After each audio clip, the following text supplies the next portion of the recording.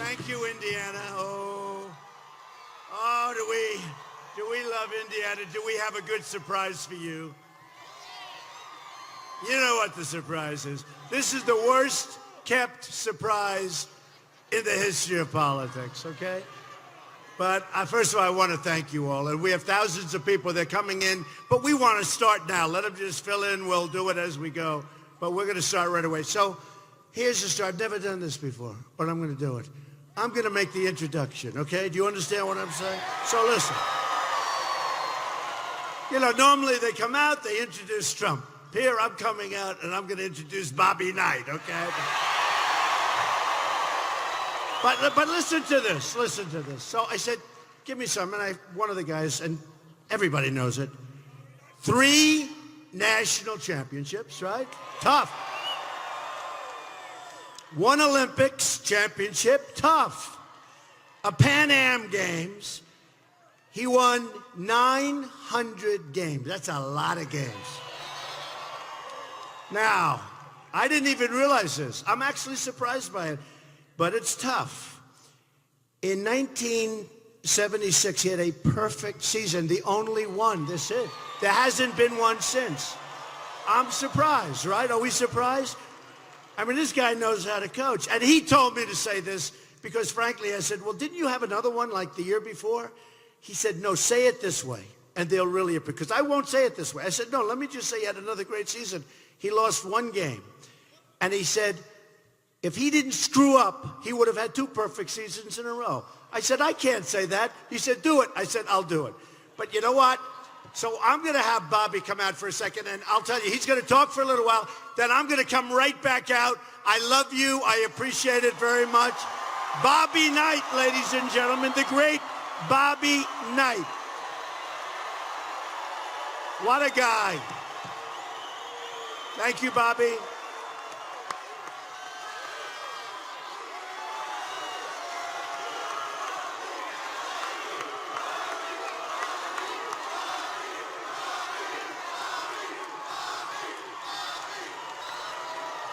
You folks, thank you. You folks are taking a look at the most prepared man in history to step in as President of the United States. That man right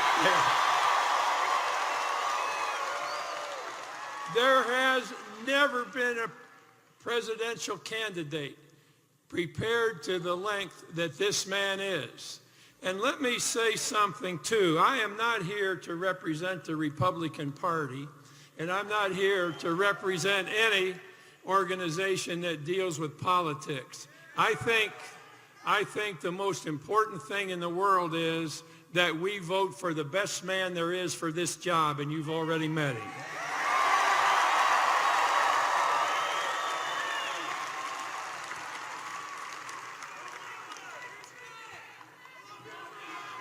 You know, let me just tell you a few things that I think will happen under the Trump administration. First of all, let me introduce, or let me have stand, hold your hands up, all former military people. I don't care what it is, all former military people.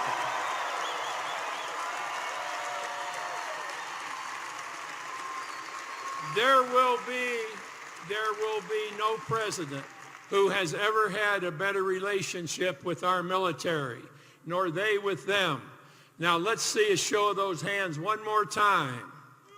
Now, as you do that, I want all you Navy people to please raise your hands. All Navy people, raise your hands. And I want you to know that I spent 8 years teaching soldiers at the United States Military Academy, and we played Navy 8 straight years, folks, and we beat your ass every time we played you.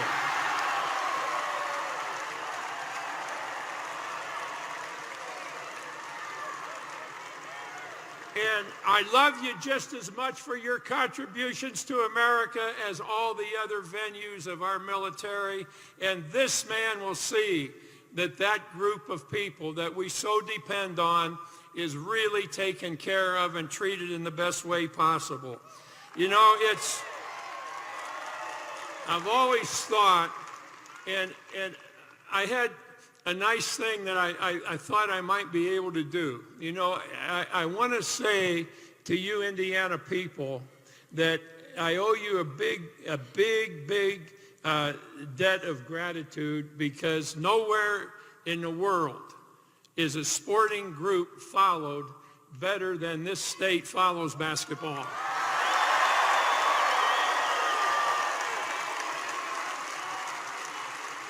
And I just want to thank you for the opportunity that I had to coach in this state. It will always be something that I will cherish. I think that I want you to think about one thing and I appreciate what Donald said relative to what our players did, the 900 wins and the long streak of not losing a game. But remember this, those players on their shirt wore one word, and it was Indiana.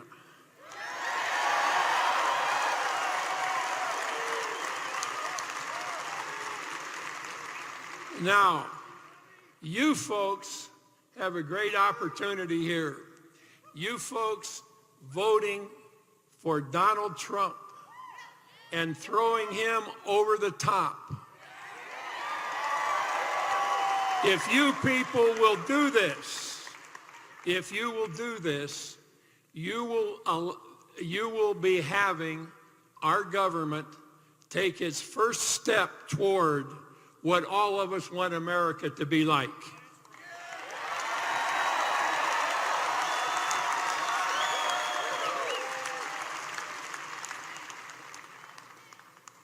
I had these,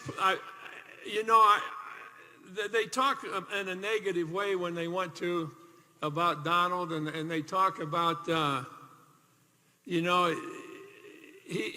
isn't presidential. I don't know what the hell that means.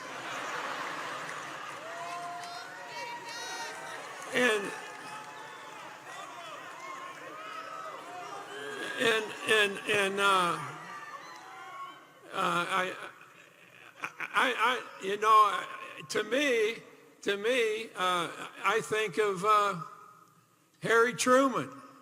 They said Harry Truman wasn't presidential. And damn, he went on to be one of the 3 best presidents in United States history.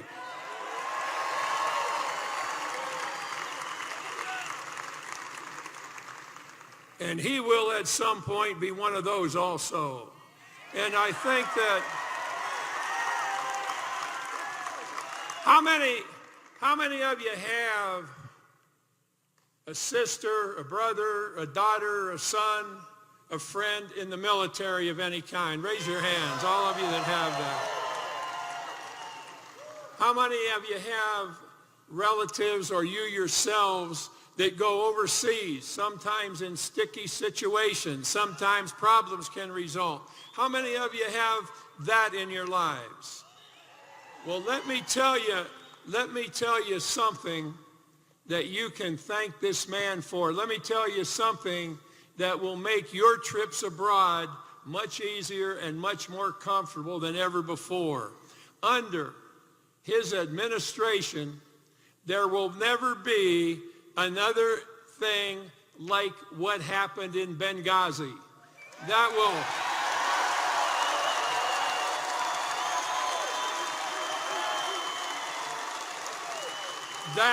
will never happen in a Trump administration.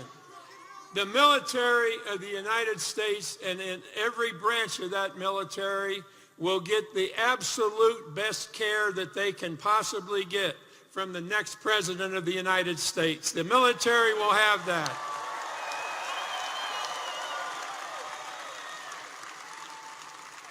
You know, one of the best things to do in this job that Mr. Trump is going to undertake is get good people.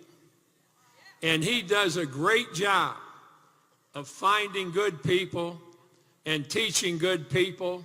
And even as important, he's damn good at getting rid of bad people too.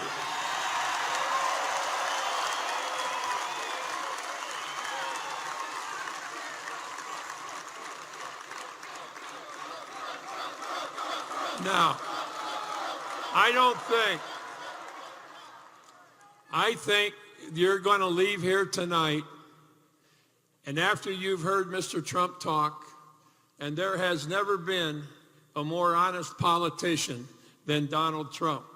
Well, after you have seen him and listened to him, I think you'll be in a hurry to get out there and vote for him. I want you to know that you have this great opportunity, as I said, to push him over the top by voting for him as soon as you can and putting us in the best position for you having done that this country has ever been in, getting going where we all want to be. You people, if you will do that, if you will get us started on the road, I'm going to tell you what's going to happen to you. They're going to take all you people, what you did to give us Donald Trump, they're going to take all you people and they're going to put you right next to our founding fathers and George Washington. That's what the hell they're going to do with you people.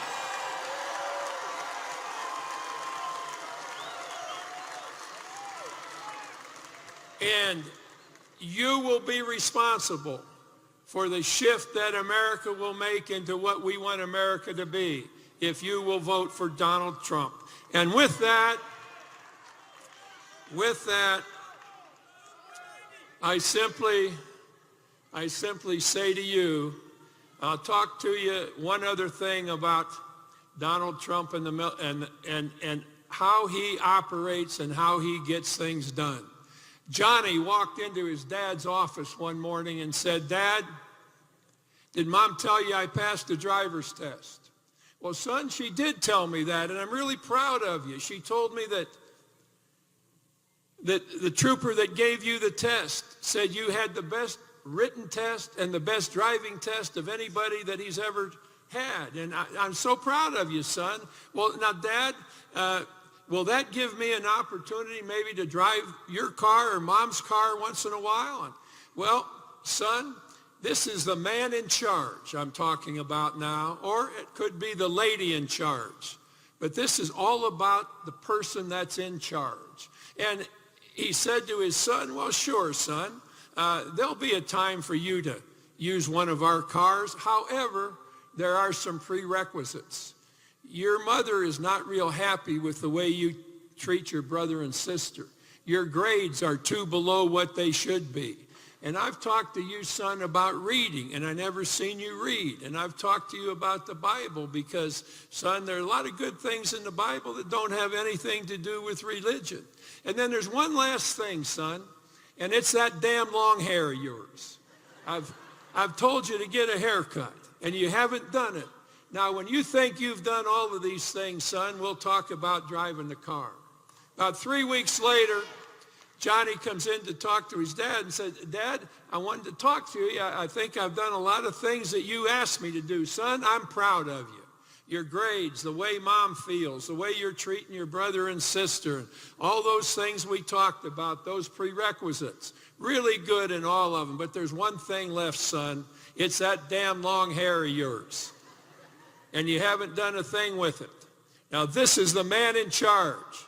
And that's this man right here." And that boy looked at him and he said, "Well, Dad, you know you got me to read the Bible." And I did. And when I read the Bible, I learned a lot of things. But I also learned, Dad, that Matthew, Mark, Luke, John, Jesus himself all had long hair, Dad. And the man in charge looked at that kid and he said, "Son, you are absolutely right." And they walked their ass off everywhere they went.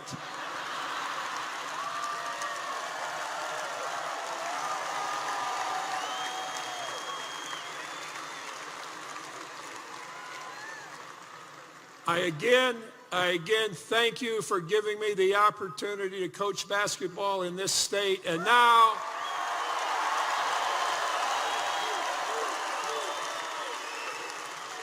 I want to give you the very best choice that's ever been made on the man taking over at his first job as a president, and I give you Donald Trump.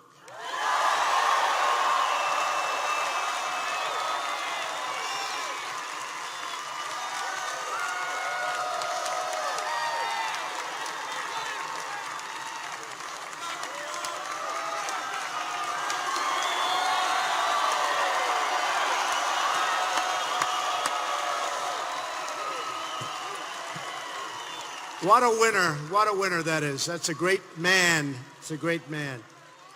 You know, our country doesn't win anymore. That's what we need right there, let me tell you. But I do have to tell you this story. So with, Bobby, so about a year ago, I got a call. I never knew Bobby. I knew of Bobby. He was great. I love watching him. I love that attitude, right? That attitude. And one of his friends is here today, a very good basketball player from the past. And he said, this guy, he would take a team that wasn't as good and they would just beat everybody and nobody understood it. But there was something special. But about a year ago, I got a call from Bobby Knight. I didn't know Bobby Knight. I said, wait a minute, the basketball man? The man that's the man in Indiana? And they said, yeah. So I get on the phone, we checked it out, and it was Bobby Knight. And he said, Donald, I just want to tell you, I want you to run. This was before I decided, before that big day on June 16th coming down the escalator. He said, I want you to run. My friends all want you to run, and you'll be great, and I'd like to endorse you. I said, Coach, what an honor that is, and do me a favor, give me a number, and maybe I'm going to be calling you back, right? And then we had all these great victories. I think I've won now 28 states where big night last night. We had a big night last night. We had five.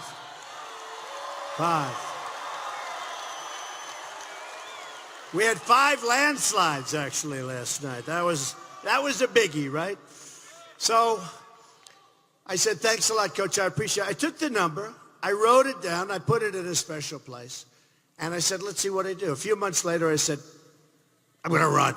Too much. I just couldn't take it anymore. I'm looking at these horrible deals made by politicians that are taken care of by their campaign. They're taken care of by special interests and lobbyists. And in some cases, they're incompetent, okay? And in some cases, they're outright stupid to be doing the deals they're doing. It's one of the three. But I said, I'm going to run. And I said, let's see how we do. And I went and we started winning. We won New Hampshire in a big upset, won by a landslide. They're upsets, and yet we're winning all these landslides. And then we had no chance in South Carolina. We had no chance whatsoever in South Carolina, and we won in a landslide. And the evangelicals voted for Trump.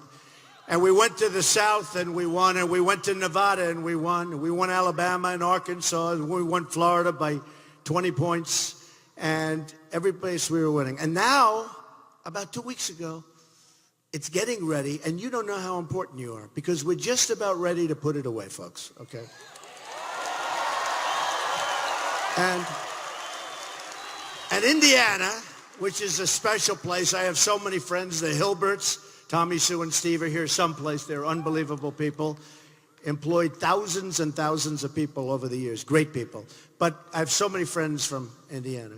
So I said, it's amazing. It looks like Indiana is going to be really important. By this time, usually, by the time you get to Indiana, a race is decided. But we had 17 people. It's never been in the history of politics in this country. There's never been 17 before. And I always say, what do you mean I didn't get 50%? Like with all these people, if I get 32% with 14 people left, that's like 90%. But anyway, so it came, and we're winning, and we had some great victories. Then we won New York 2 weeks ago with tremendous numbers in a landslide. And then we had last night. But about 3 weeks ago, I said, boy, this Indiana is turning out to be a very important place, as it should be, right? And I said to myself, and I speak to friends in Indiana, but I said to myself, and who would be the greatest endorsement in the history of Indiana? And I said, I have to find that phone number, right? And I went out, and I found the phone number right away. I knew exactly where it was. And I called up Coach Knight, Bobby. And I said, Coach, do you remember me, Donald Trump? He said, I remember you. I've been waiting for you to call. He's a cool cat. You know, this is a cool cat. And he said, I've been waiting for you to call, and I'm ready. You just let me know whenever you want me. And I mean, this guy is terrific. This is a winner. He's a champ. He's been so great for Indiana. He loves Indiana. He loves Indiana. And to have his endorsement is just an honor. And I just want to give him a little special hand, because just special guy, folks. There aren't too many of them. I want to tell you, I know a lot about the world. There aren't too many of them. There are very few. And you certainly don't find them very often in politics, that I can tell you. You know, you've been seeing these crazy deals that they're making. They're like desperate. They make the deal where Cruz calls. He's losing badly. He's losing all over. In fact, Lion Ted, right? Lion Ted. He's an outright liar. Boy, you know, I watched him the other night. Now, I always start off, I say, we will repeal and replace Obamacare. We're going to cut Common Core. We're going to bring our education local. We're going to preserve our Second Amendment. You know, everything. Everybody does. So I watched him the other night. Donald Trump absolutely loves Obamacare. I said, what? He's telling this to an audience. Believe me, folks, we're going to repeal it and replace it. Okay. There he goes. He doesn't want to bring education local. He wants it coming out of Washington, D.C. I mean, the guy's going one after another after another. And, of course, then last night he called the rim a ring, so he doesn't know too much about the basketball world. But one after another. And, I mean, literally, he would take what I said and say the exact opposite. And I'm watching the screen. I said to my wife, that is a terrible thing. That is a terrible, and you know, it was interesting when I was on the debate stage, because we had 11 debates that I was in, and won every single one of them according to Drudge and Time and all of these great places. And won every single one. But I was with my wife, and I'm watching his stuff. I can't watch him for long periods, you know. We will this, oh, the flourish, ay, ay, ay. I have such a headache. You get a headache watching this guy. Boy, it's terrible. But I said to my wife, it's terrible that he can get away with it, where he can say everything I said, exactly the opposite. And some people believe it. And I said, isn't that terrible? She said, nobody believes it, darling. Really, nobody believes it. They've heard your speech before. Believe me, they don't believe it. He even said, I'm not going to build the wall. Can you believe it? He said, he is not going to build the wall. Folks, we're going to build the wall. Believe me. Believe me. We're going to build that wall.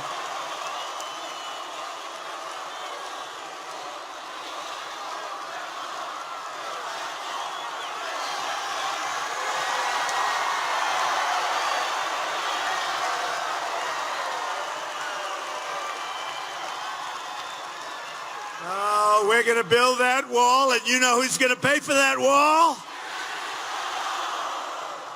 Not even a question of a doubt. You know, they called me over after a debate, some of the politicians, a few weeks ago, when we had some left. Now we're down to 2 stragglers. Let's be nice. 2 stragglers. They're straggling along. But they called me over, and they said, you know, 6 months ago, they said, Donald, you know you'd never be able to build a wall. I said, of course you can. You know, China, you know the story. A 13,000-mile wall 2,000 years ago. We have 2,000, of which you need 1 because you have a lot of natural barriers. And we're talking about $10 billion. And they owe us, if you look at the trade imbalance, just take a look at it. Not only with China, where it's $500 billion a year. We're going to end that, folks, very quickly, okay? But Mexico, with Mexico, we're talking about $58 billion a year, okay? I mean, on trade. 58 billion, right? They do better. They have the good side. We have the bad side. You know what that means. So they're doing very well. That doesn't include all the drugs that are being sent across the border and poisoning our youth. Now, I have respect for Mexico. I have respect for the Mexican leaders. I love the Mexican people. I'm leading in certain polls. You saw in Nevada, I was leading in the polls with Hispanics. And the reason is I'm going to bring jobs back. We're bringing jobs back to our country. We're not going to let Carrier leave. We're going to take numbers. We're going to do numbers.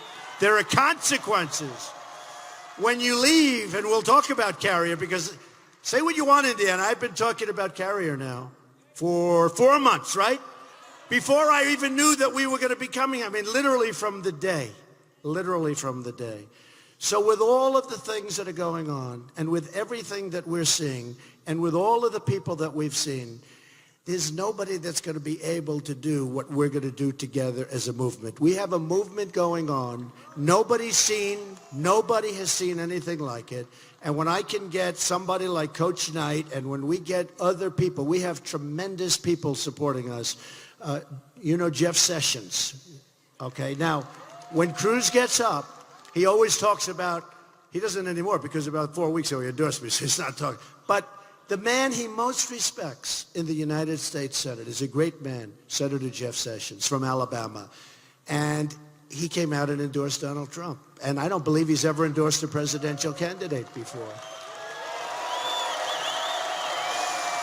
And Dr. Ben Carson has been phenomenal. And Chris Christie. And Sarah Palin. And Jerry Falwell Jr. of Liberty University is the job he's done. We have such unbelievable support. And no matter where we go. But what happens, and I watch as these horrible stories are being told by even, I mean, you look, I don't like the way that Kasich eats. Okay? But that's okay. But I don't like the way that Cruz talks. And then they outsmarted themselves. They went out. Don't forget, Kasich, he raised his hand and voted for NAFTA. Perhaps the single worst deal economically made in the history of this country. It emptied our country of jobs. Our manufacturing jobs are a disaster. And in this area, you see what's happened to your manufacturing. You're down 40%. Everybody's down. All over the country. I just left New York State, down. I just left Pennsylvania. I left Connecticut. I left Maryland. Everybody down. NAFTA, a disaster. Signed, by the way, by Bill Clinton, just so you understand. One of the great disasters. So what Cruz did is he was losing and losing badly. He was losing so badly the New York thing was a great embarrassment. And you know, it's interesting. The weekend that we had, you had Utah and you had Arizona that same weekend. By the way, speaking of great endorsements, Jan Brewer, great, the governor. And it's great. She's been so great. And how about Joe Arpaio? How good is he? Sheriff Joe. The toughest man and the fair. I mean, he's fair. But he is tough on the border, right? So Cruz, when they did this little marriage of the two of them, boy, did that backfire, right? What a disaster. And then on top of it, Kasich comes out and says, well, I'm going to continue. I want them to vote for me. What a disaster. So they were embarrassed. They're getting terrible press. And what it is an act. It's collusion. It's an act of desperation. But, you know, in business, when you collude, they put you in jail. Politics is such a rigged deal that it's probably one of the few places that you can collude and get away with it. But they went out and they collude, and it has been catastrophic. And I can only tell you, my people, I have the best people in Indiana working for us, wanting to make sure, because what Bobby said is true. If we win Indiana, it's over. It's over. And I can only promise you, it's over.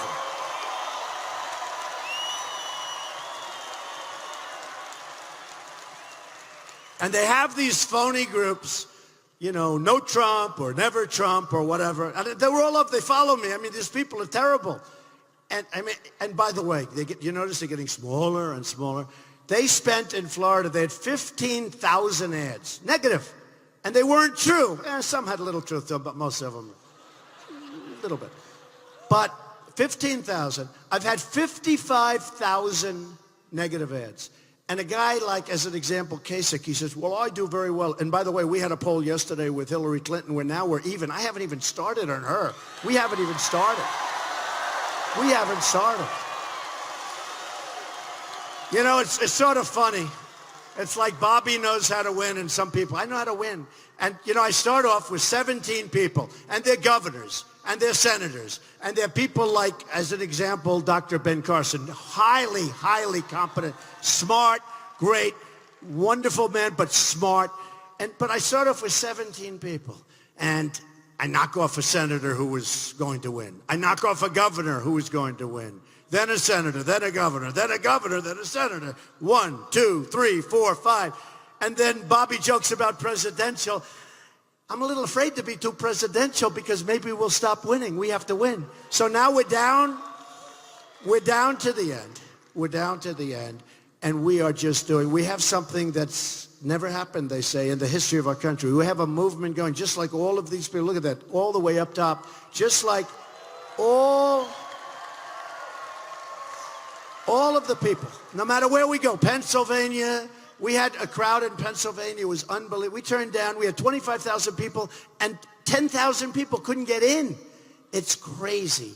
It's wild. And you know what? We're looking for the answer. The answer is we're not going to let the world take advantage of us anymore. We're not going to let our very incompetent politicians take advantage of us anymore. We're not going to do it. So these guys formed the group, and they formed the, little deal, and it turns out to be a disaster. I get a call at 11:30 2 nights ago, and one of my people, great person, says to me, Mr. Trump, bad news. What? Cruz and Kasich just formed like an alliance where Kasich promises never to step foot in the state of Indiana, has to stay out. I said, what about all the people that have been working for him? He's got workers like I have. We all have work. That's not very fair to them. By the way, they're out there striking now. They're very angry. They say, what happened? That's a politician. Number one, they can't make a deal. Number two, they can't keep a deal. And number three, they treat their people very badly. They don't get it. But what happened is they make this deal. And I said to the guy, I said, they want a response, the press. I said, let's do it. So at 11:30 in the evening, I'm typing up a press release. I'm giving this little dictation. And we put out a press release. And I said, after about 2 seconds of thinking, I said, I think that's a really bad idea that they're doing this because it shows total weakness. They're admitting that they're done. They're done. By the way, neither of them have a path to victory. There is no path. And we're going to win, as you know.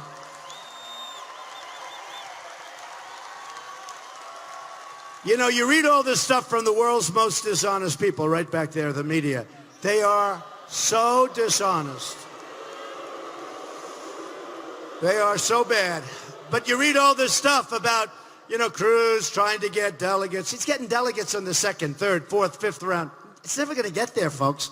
Let him work. They're taking the people for dinner. They're putting them in hotels. They're taking them for rides around town. They're putting them on boats. Let's take a tour of the rivers.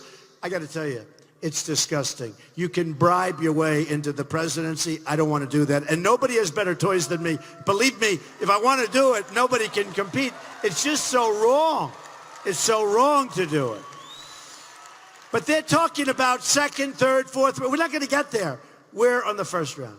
And especially, by the way, after last night, because last night we said if we get 75 delegates, we'll be happy.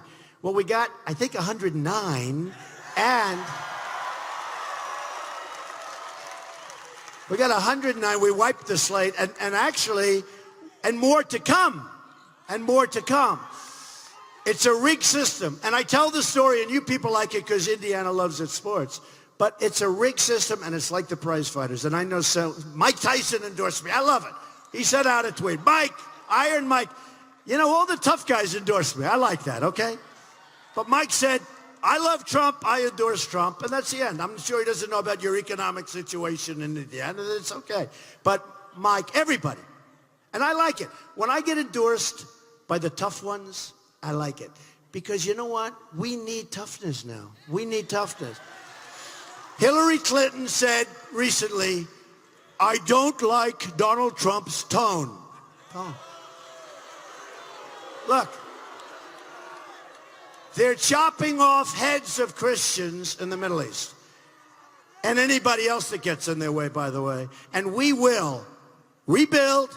We will have, when I finish, the strongest, most powerful military anywhere in the world.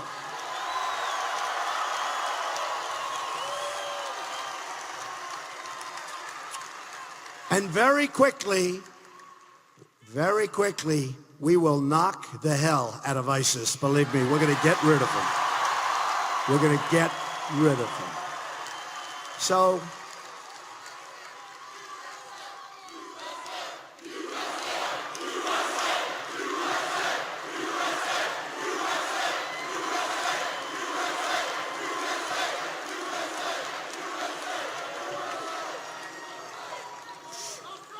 anyway, just because I find this stuff so interesting. You know, I've been a politician now for 9 months. Hey, Bill O'Reilly, good guy. Tough, he's tough. Every time I go on, I leave, I have a headache, okay? But he's tough and he's smart.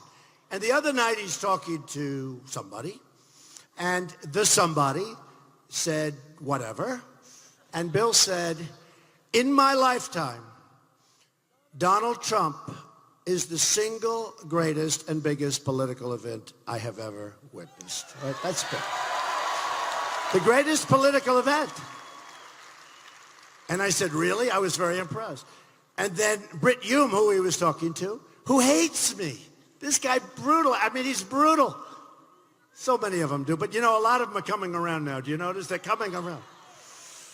But Brit Hume said essentially the same thing. One of the greatest political events they've ever witnessed. One of the greatest political events in history. And it's not me, folks. I'm the messenger. You're the political event. You are. And every place like you. Every single place like you. You know, no matter where we go, whether we go to Dallas, no matter where we go, we have thousands and thousands. In Dallas, we had 21,000 people. In Alabama, we had 35,000 people. Think of this. I won Alabama in a landslide, almost 50%. And almost the same weekend, I won Massachusetts with almost 50%. And people said, that's amazing. And don't forget, there are a lot of people in the race. So when you say almost 50%, that's a lot. But it's been an amazing thing. And it's been on the cover of Time magazine many times. It's been the cover of many other magazines. It's been on the cover of all the newspapers. They don't know what to do with us, folks, because we're sick and tired of being run by people that truly have not a clue in the world what the hell they're doing. And we're going to change it, and we're going to change it fast. We're going to change it. So just to finish, so they formed this alliance, or whatever you want to call it, and it was a collude. I call them the colluders, right? The colluders. I love talking about it, because what stupid decisions. So immediately that deal is breaking up. I made a speech today in Washington in the big press club. It was fantastic. I mean, the whole scene was great. I actually got good reviews. They gave me great reviews. Right. And it was about national security, and we're really leading the polls on national security, on the economy, on jobs. We're leading the polls in almost every category. On the borders, but we're leading the polls in virtually every category. And by the way, on June 16th, I told you when I announced, almost from that time, we've been number one. Almost right from the beginning. We started off, and these guys were saying, he's never going to run. Then they said, well, he just ran. I mean, he just announced. What's going on? Then they said he'll never sign Form A. Form A is where you sign and you're signing your life away. Then they said, oh, he'll never, forget it. He'll never show his financials. You know, I'm a private company. I showed my financials. In fact, then they said he's going to delay because they don't know. What do they know? These people know nothing. I wasn't going to run. Now they're saying, how do we stop him? This is, you know, they're taking it a little. But I gave the financials, the largest ever filed in the history of the Elections Commission. And the press, it was like a feeding frenzy.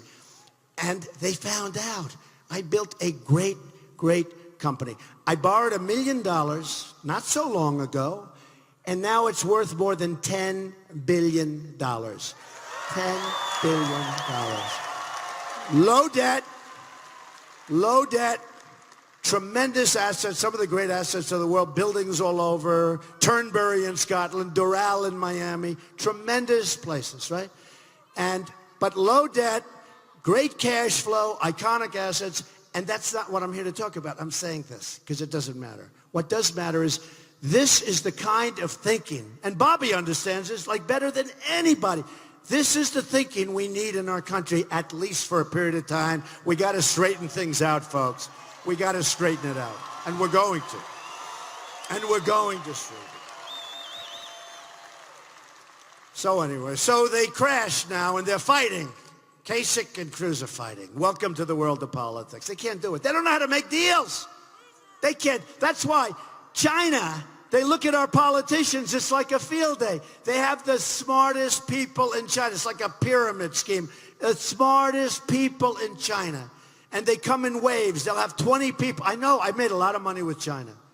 Hundreds and hundreds of millions of dollars. The Bank of America building in San Francisco, a big, big, big chunk. 1290 Avenue of the Americas. The biggest bank in the world is a tenant of mine of one of my buildings in Manhattan. China's great. We can deal with China. I sell condos to them for tens of millions of dollars, right? We can do great with China. But we have incompetent people. We have people that are nothing. I don't even know how they get there as our negotiators. We have the greatest negotiators in the world. And I know them. Carl Icahn endorsed me. Some of the greatest business people in the world endorsed me. They don't want money. They would love to make great deals. They can't understand why does the United States do it. And we have negotiating against the Chinese, against the Japanese, against the Mexicans, against political hacks.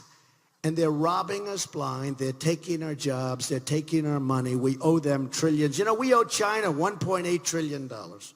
We owe them. Think of it. They take our jobs and we owe them money. It's not supposed to be that way. Japan sends cars in by the millions. I don't mean like a few cars.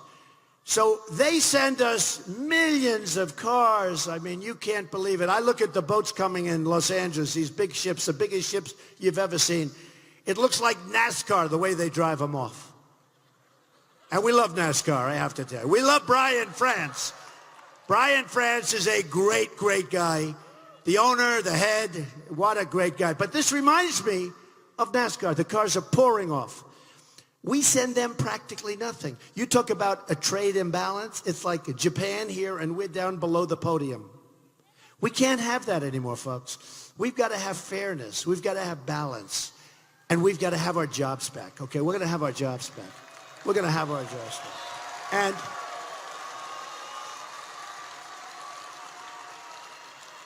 And we can't have guys like Kasich, who wants NAFTA, who cleaned us out, and Cruz, who doesn't want to stop Chinese manipulation of currency. He fought like hell the Chinese manipulation. And let me tell you about Cruz. Here's a guy who's been a senator for a while. He hasn't done one thing in the Senate except filibuster one time. That's the only thing he did. And look, I know the way life works. A lot of you people, I have friends here. I have a few that are great friends, actually, and they're smart. And they go like, give me a break. So what happens? He's filibustering. And I watched. And these senators are sitting down. And they go, and Jim, when's this guy getting the hell off the floor so we can get some work done? And even if they don't get the work done, they say, what's he doing? So he does for 2 days, he filibusters. Doesn't get anything, except he makes the top man, who's actually a good guy, Mitch McConnell, he calls him a liar. I mean, you know what? You don't do things that way. And I'm tougher. You know, I meet business people. I deal with business people. Somebody said, how do the politicians compare to the business people? Let me tell you, the business people are much tougher. But a guy like Ted Cruz, the one thing he does, he lies more than any human being I've ever met. Hence, we call him Lying Ted. You ever see him? I love this, where he walks in with the Bible held high, right? It's Lying Ted. He puts the Bible down, and then he lies. And you know the reason I'm getting all of the evangelical support, I'm getting tremendous evangelical support. Don't forget, I wasn't supposed to win South Carolina. I won it because of the evangelicals. They were unbelievable. I won it landslide. Same thing with Alabama, Arkansas, so many different places. Because the evangelicals are smart, and they don't like liars. Remember that. Just remember that. So, just to finish with that, because I love this, I love politics, and it's so different. I mean, I've been doing it for 9 months. I'm doing a good job, right? Do we have to say? Right? I mean, the one thing they say, even some of these sleazy, horrible reporters, even if they hate me, the one thing they say, you know, it's sort of funny. The results came out from last night, and I'm watching the different shows in the morning. Good shows. Good shows. Steve Ducey, Brian, the whole thing. I mean, a lot of good shows. Mika, right? We like Mika and Joe. A lot of good shows. Chris. But I'm watching them, and they're saying, landslide, landslide. Trump wins this one. He wins Pennsylvania. He wins Maryland. He wins Rhode Island. He wins Delaware. He wins Connecticut. A landslide. And then one of them said, you know the amazing part? He's only been doing this for 9 months. It's sort of amazing, right? Sort of amazing. I'll tell you the other amazing part, which to me isn't amazing. The business people will understand that. So I've spent a lot of money, but relatively I've spent very little. I spent less money than any other candidate running. Now, I'm self-funding. I'm putting up my own money, right? Right? But I spent less money than any other candidate running. I probably spent like $40 million. That's a lot of money, okay? Not that bad, but it's a lot. You have other guys that have spent 4 and 5 times that. Now, I'm number one by a lot, and you have these other guys that are down in the basement and they've spent 5 times more money than me. Who the hell do you want as your president, right?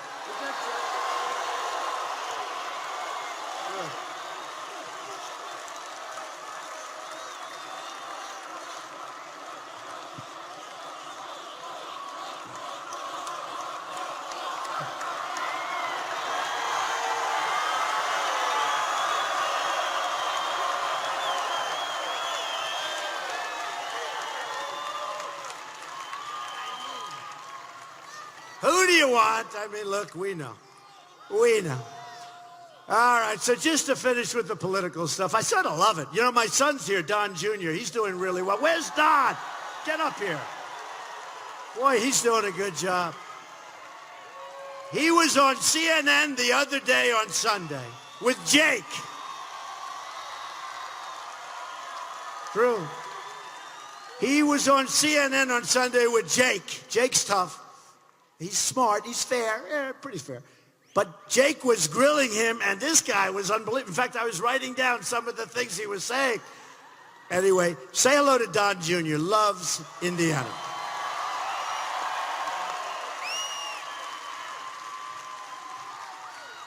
Well, first of all, it's an honor to be here and to just be a part of this. Just to be a fly on the wall and watch this incredible experience where you have someone who's never done this, who's actually created real jobs.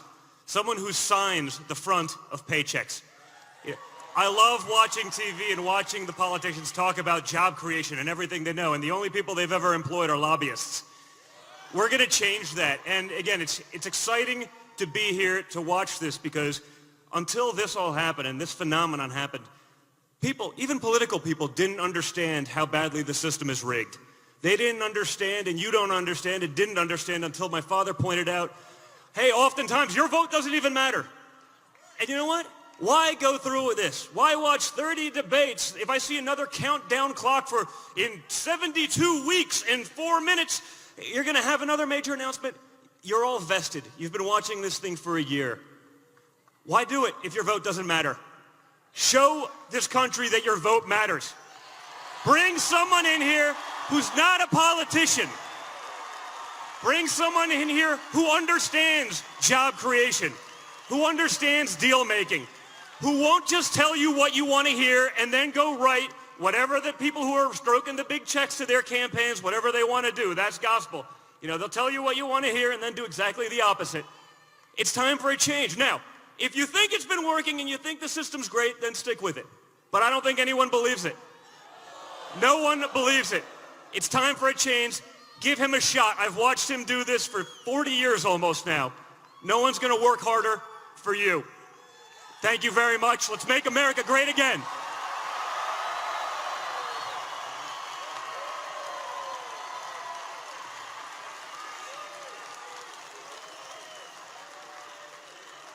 It's nice to have a son that loves you, right? It's good. And by the way, I have to say this. So I know the most successful people in the world, many of them. Almost all of them, I think. And I'll tell you, the happiest people, and this is so true, the happiest people are the people with great families, loving families. I'm serious. I know people with so much money, and money does not make you happy. It solves certain problems, in all fairness, not so bad. But the happy people are the people with great families, great wives and husbands, and I just want to tell you that. So whatever. So just to finish off our political stuff, and thank you, Don, but just to finish off our political is that now the new thing is how do we get off this horrible, horrible thing that they created between the two of them? So today I'm in the plane and I see on television they have a new relationship has started. Cruz and Carly. No.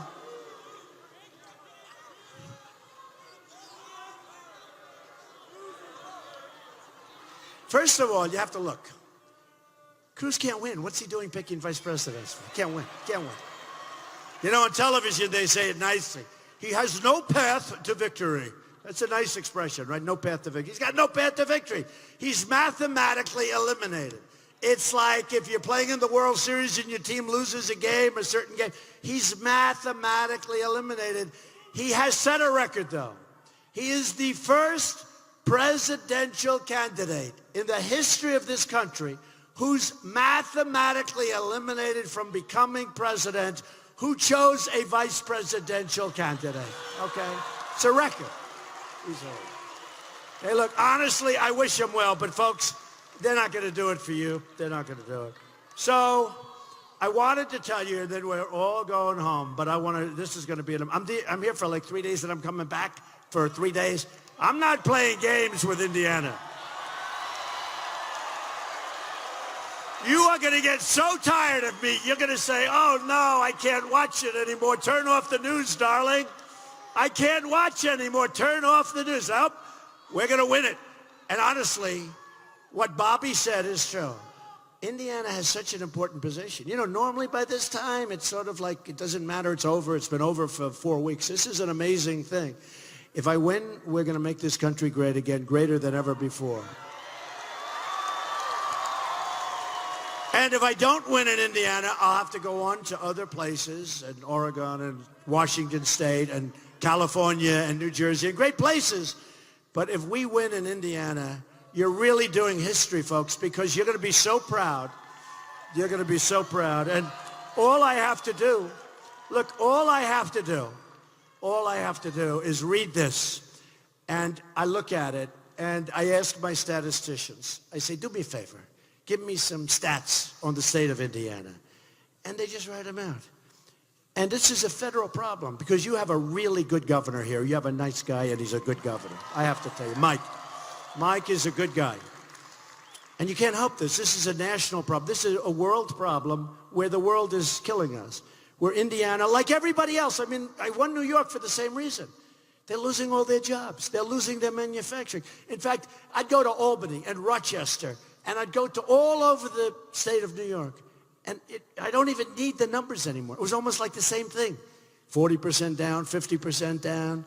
I mean, if I wanted it accurate, I'd have to ask. But mostly, you don't even have to ask. Every community practically is just down. The manufacturing's gone. It's being manufactured in other places. And it's no good. And we can't allow it. And yes, it may cost a little bit more. But remember, if we make it ourselves, we're also going to have jobs. Okay? And the jobs will more. And I tell this to the press. They always say, well, if you do that, because I'm a free trader. But you can't be a free trader if you have stupid people negotiating for you. You can't. And I always say to the press, because they'll say, well, but won't the product be more? Now, in the case of Carrier air conditioning, not going to be more. It's going to be the same price. They're going to make a lot of money. So I've been talking. I hope Indiana remembers this, because this wasn't done for Indiana. I just thought it was terrible. Carrier air conditioner from Indianapolis, right? They left, and they had some upper mid-level management guy pretty viciously fire 1,400 great people who were here a couple of days ago when I was making a speech in a different area. And a lot of them were in the audience because they started, anybody from Carrier? We love you. Do you like Trump? Do you like Trump? Have I been talking from, look at this.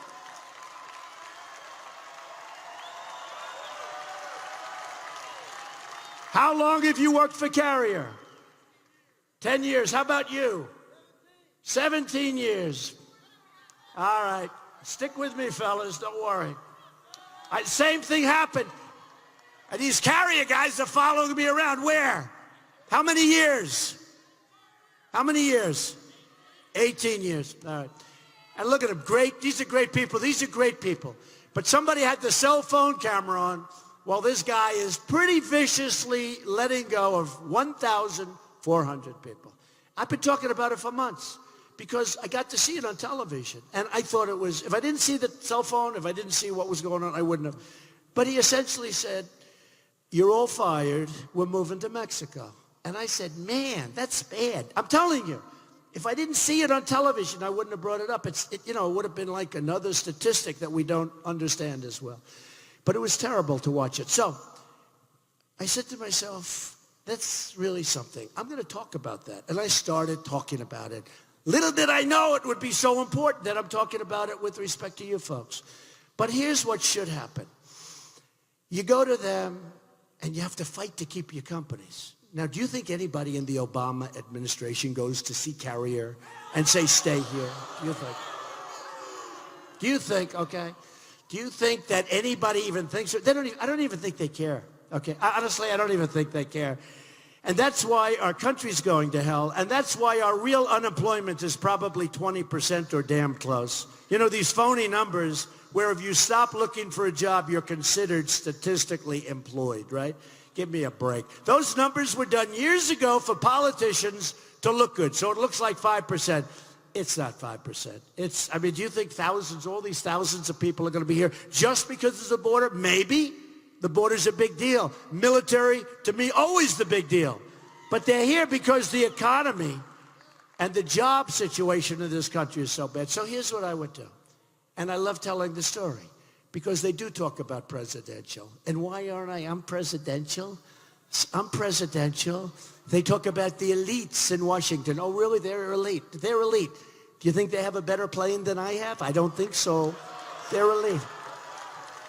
Do you think they have a better location? Do you think they have a nicer apartment? I don't think so. These are the elites. These are the elites. Like hell, they're the elites. These are people that don't have a clue. Believe me, I understand it. But I would do this. I would speak with the folks at Carrier, and I would say, if you leave, there are consequences. And here are the consequences. For 5 years, this country has been working on extremely complex formulas. And I went to the Wharton School of Finance. I know formulas better than anybody. They've worked on formulas that nobody knows. We're going to give them a little here. We're going to give them low-interest loans. You don't have to do any of that. Too complicated, too much corruption involved or could be involved. How about this, the government giving low-interest loans? That'd be fun, right? The government now is our banker. You don't have to do it. Too complicated. What you do is you say the following. Carrier, here's what's going to happen. You're going to leave Indiana. You're going to leave Indianapolis. I wish you a lot of luck in Mexico. Enjoy the heat. Enjoy the heat. And I hope you build a really beautiful factory. But here's what's going to happen. Every single air conditioning unit that you make that's going to go right now over an extremely strong border, no longer Swiss cheese, folks. It won't be Swiss cheese. We will have the wall. We will be charging you a 35% tax, every single unit. Every single unit. And I'd say the same to Ford, who's building a $2.5 billion plant for cars and trucks and parts. They're going to make the cars. They're going to make the trucks. They're going to make the parts. They're going to send them like we're a bunch of jerks, okay? Again, free trade, great, but it's not working for us. It's not working for us. Not working for us. Our places, our states are being wiped out. They're being abandoned. Not working for us. But here's how we fix it. So we say to all of them, Nabisco leaving Chicago to go to Mexico. That's right, he knows. No more Oreos. He said it. to go to go. Why? Why? So here's what we do. 35% tax, Mr. Carrier. 35% tax every time. So here's what happens. If I'm Kasich, or if I'm Cruz, or if I'm crooked Hillary Clinton, crooked Hillary. No, if you're crooked Hillary Clinton and you're there, your lobbyist is going to call you. Your special interest people are going to call you. Your people that gave you a lot of money are going to call you. And they're going to say, you can't do that to Carrier. I own a piece of the company. I own 12 shares. You can't do that. And we gave you $1 million to run for office. And when you run in 4 years, we're going to give you a lot more than that. You can't do that. And every one of them will back down. Me, I don't back down. Me, I'm working for you, folks. I'm working for you. I'm working for you. So they'll call me and they'll try and say, well, Mr. President, I said, do me a favor, don't even call. I won't even take the call. I'll be too busy solving other problems, right? And here's what's going to happen. 100%. Just as you're standing here and sitting there. The beautiful thing, even the people that are sitting, they never sit. They never sit at my events. The people that have seats, they don't sit. That's a great sign of respect. Is that right? I tell a lot of times, sit down, sit down. They refuse. They stand for an hour. But here's the story. Here it is. They're going to call me and they're going to say, Mr. President, Carrier has decided to stay in Indiana. Thank you, sir. And by the way, 100%, okay? 100. It's not like we have an 80% chance of keeping them or 95%. 100%. Now, what happens when you do that? Number one, they're going to leave and we're going to make a fortune. Or they're going to stay and we're going to have our jobs. Very simple. It's really not a complicated thing. Same thing with China. You can't do business with China. It's almost impossible. I have many friends. They're great manufacturers. They try and deal with China. They can't get the product in. But China dumps stuff over here. They're ruining your steel industry. Oh, we're going to bring back your steel in Indiana. Don't worry about it. We're going to bring back your steel.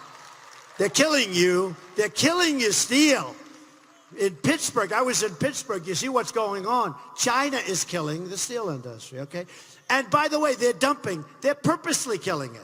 And I want the jobs. And if the steel costs a little more, I want the jobs. It offsets it, and it's even to our advantage. Believe me, okay? Believe me. Believe me. So what's going to happen is we're going to change things around quickly.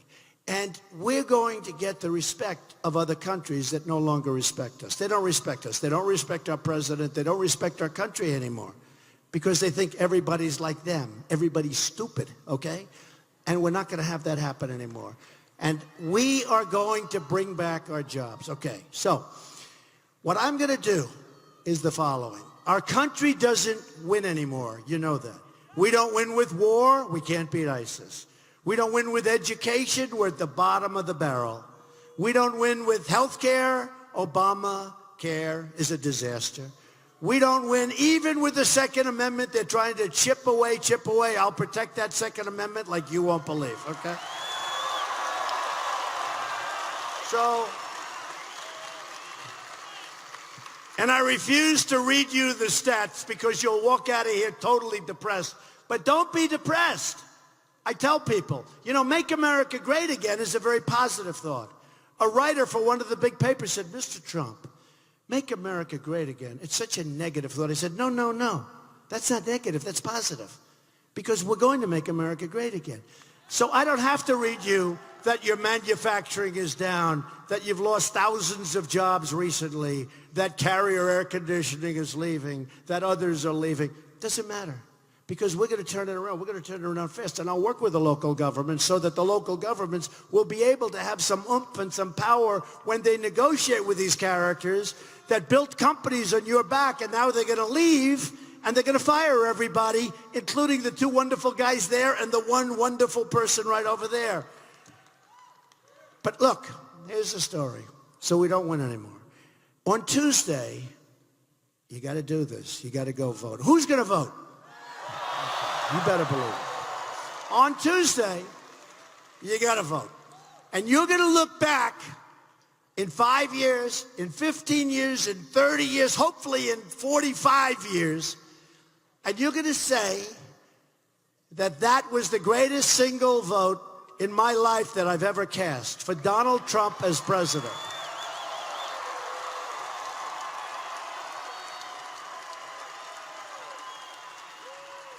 And you might even say, I didn't even like him, but I love Bobby Knight, and I believe in Bobby Knight, okay? And that's okay. But I promise you, we are going to do a spectacular job. We are going to start winning again. We're going to win with our military. We're going to build it up. We're going to knock the hell out of our bad enemy. And hopefully, we're not going to have to use our military. Hopefully, we don't have to. We're going to knock ISIS. But hopefully, we're going to be so strong, so powerful, so smart, that nobody's going to mess with us, folks. It's the cheapest thing we can do. We're going to take care of our vets because our vets are a part of it. And our vets are being mistreated.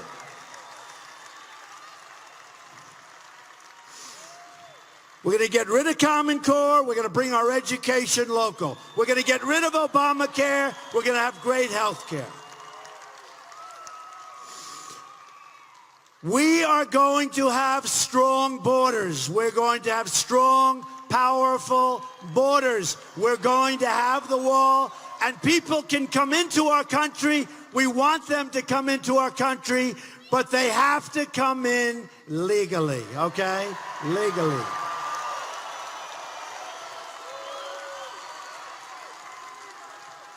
And we are going to make trade deals that are going to go from horrendous, perhaps the worst deals ever made, literally in the history of the world, to good, solid, wonderful deals that are really positive for our country. And they're fine for the other side. You know, there is another side.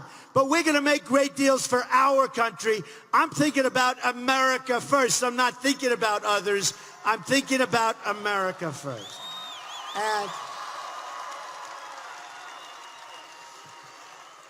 And folks, I have fun doing this. I love doing it. And everybody likes it. But we're going to start winning again. We're going to win so much. We're going to win on trade. We're going to win with the military. We're going to win with the Second Amendment. We're going to win with Obamacare. We're going to win with Common Core. We're cutting the hell out of it. Get local. Right? We're going to win. You're going to beg me, Mr. President, we're winning too much. We can't stand it anymore, Mr. President. We're winning too much. And I'm going to say, Indiana, I'm sorry. We're going to keep winning. We're going to make America great again. And we